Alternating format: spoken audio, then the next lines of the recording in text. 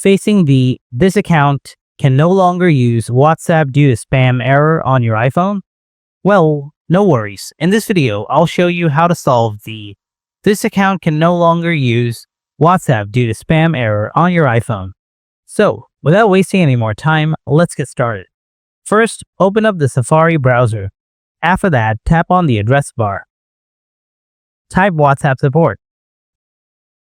Then tap Contact WhatsApp.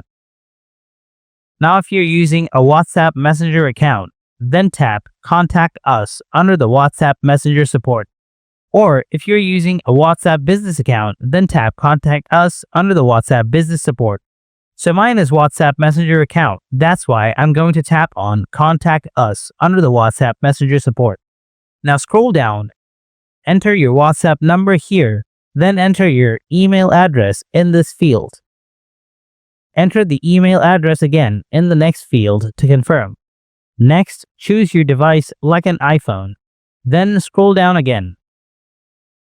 Now write your problem in this field like, "Hello WhatsApp support team. My WhatsApp account has been banned. I believe this may be an error. I have always used WhatsApp responsibly.